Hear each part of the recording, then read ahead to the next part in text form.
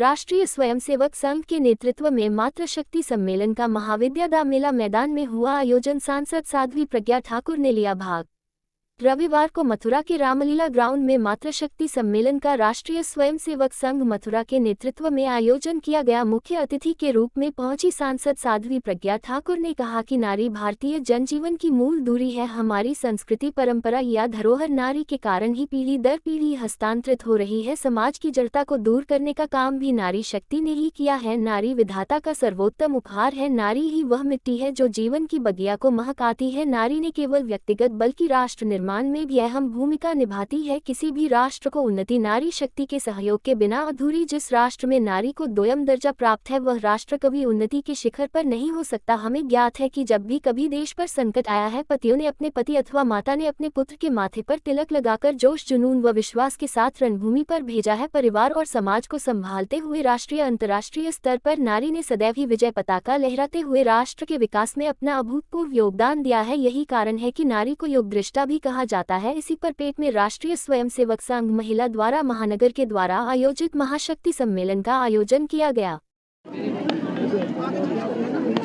राहुल गांधी ने अपने कांग्रेस के अधिवेशन में कहा है कि मैं 52 साल से बेघर हूं, मुझे घर नहीं मिला है। क्या कहेंगे इसको लेकर? इसमें किसकी गलती है? अरे जिसको घर बसाना है, गरीब से गरीब व्यक्ति घर बसा लेता है, पर उनके घर कहाँ कहाँ इटली में है, भारत में और कहाँ कहाँ है क्या पता। तो जिसको एक घर बसाना है उसका तो कहीं भी बस जाएगा। गरीब से गरीब व्यक्ति अपना घर बसाता, जिंदगी सुखी जीता है। ये मोदी जी का शासन है, यहाँ सबको घर मिलता है। आम आदमी पार्टी के नेता संजय सिंह का कहना है कि प्रधानमंत्री नरेंद्र मोदी इस समय देश के सबसे भ्रष्ट प्रधानमंत्री हैं, जो कि अडानी के भ्रष्टाचार को छुपाने में लगे। और जो मनीष तिवारी हैं, जो मनीष सिसोदिया हैं उप मुख्यमंत्री, उनके भ्रष्टाचार को लेकर के या उनको जेल भेजने के लिए तैयार हैं। उस पर क्या कहेंगे? जिसको जेल जाना चाहिए, कानून के अंतर्गत कोई भी हो, अगर वो भ्रष्टाचार करता है तो उसके लिए भी कानून है, चाहे किसी भी स्तर का कोई भी व्यक्ति हो। लेकिन इनको आरोप लगाने का भी एक समझ नहीं है कि क्या आरोप लगाएं। अरे आपको अगर वो भ्रष्ट दिख रहा है तो आप केस करिए। और कौन सा कांग्रेस ने छोड़ दिया था, या आप पार्टी तो अभी जन्मी है। आप पार्टी के कितने भ्रष्टाचार हैं दिल्ली वाले बहुत अच्छे से जानते हैं, देश के लोग बहुत अच्छे से जानते हैं। लेकिन उनको कहने की नैतिकता नहीं है, पर कुछ भी बोलना है, क्योंकि प्रधानमंत्री मोदी जी को गलत बोलने से ये प्रसारित हो जाएंगे, इसलिए वो बोलते रहते हैं।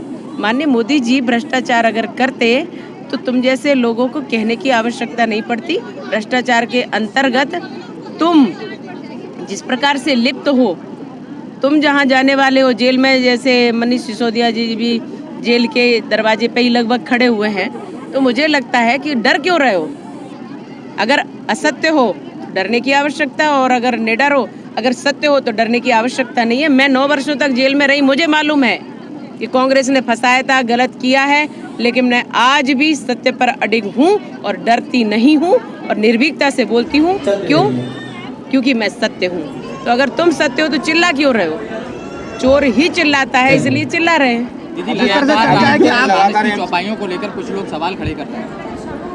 देखिए ऐसा है, ये तो विधर्मी लोग करते रहेंगे। मैंने एक ही बात कही है कि धर्म पर चलने वाले लोग, धर्मी लोग कभी भी इस बात से प्रभावित नहीं होंगे। और जो अज्ञानी हैं, उन अज्ञानियों को ज्ञान देने के लिए जो चौपाइयाँ बनाई गई हैं, जो भी हमारे शास्त्र और महापुराणों का लेखन हुआ है, वो ऐसे ही लोगों को सुधारने के लिए हुआ है। पर दुर्भाग्य है उन लोगों के पढ़ते हैं तो ऐसी चौपाई जो भी पढ़ते हैं उनको उसमें गलती नजर आता है, क्योंकि उनका सोल गलत है, क्योंकि उनके संस्कार नहीं है, क्योंकि वो अज्ञानी हैं, क्योंकि उनको उनके आसपास भी कहीं भी कोई उन्हें शिक्षा का कभी ध्यान नहीं दिया गया। गलत हो जाता है तो देश भी भुगतता है। जिस तरह से चर्चा है 2024 में मथुरा से सांसद की तैयारी में आप हैं, क्या कहाँ तक ये सच है? ये किसने कहा? ये किसने कहा? चर्चा है कैसी? कि 2024 में आप मथुरा से सीट से चुनाव सांसद जी कह गए, ये कौन तय करता है? लेकिन आपकी चर्चा तो नहीं, ऐसा है। कहाँ तक सच है? देखिए, ये भारतीय जनता पार्टी है, यहाँ कौन कहाँ से चुनाव लड़ता है ये संगठन तय करता है, ये भाजपा तय करती है, ये कोई व्यक्ति तय नहीं करता है।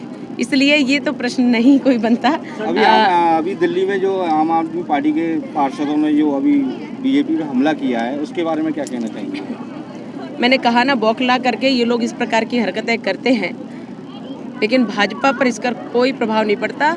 वो संगठन है, मजबूत है और विश्व का सबसे बड़ा संगठन है, इसलिए उससे तो लोग जलेंगे, बुराई भी करेंगे, पिटाई भी करेंगे, सब करेंगे। और भाजपा जिस प्रकार से अपने नेतृत्व में राष्ट्र का जिस प्रकार से विश्व में स्थान बना रही है, भाजपा सदैव अपने कर्तव्य पर डटी रहेगी। और माननीय मोदी जी जिस प्रकार से हमारे विश्व को, भारत माता को विश्व गुरु बनाने के लिए लगे हैं, निश्चित रूप से हमारी भारत माँ विश्व गुरु बनेंगी, भारत खंड बनेगा, भारत परम वैभव पर पहुंचेगा। क्या भारत हमारा सनातन धर्म के अंदर हिंदू राष्ट्र बनेगा?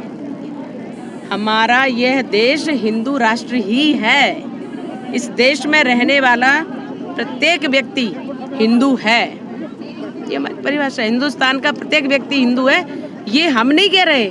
ये विदेश में जाने वाले यही लोग, जब उनसे पूछा जाता है आप कौन है, कहाँ से हैं, तो वो कहते हैं हम हिंदुस्तान से। अच्छा, हिंदू हो आप? हाँ, हम हिंदू। क्यों कहता है? क्योंकि हिंदू है और हम उसको मानते हैं। Thank you.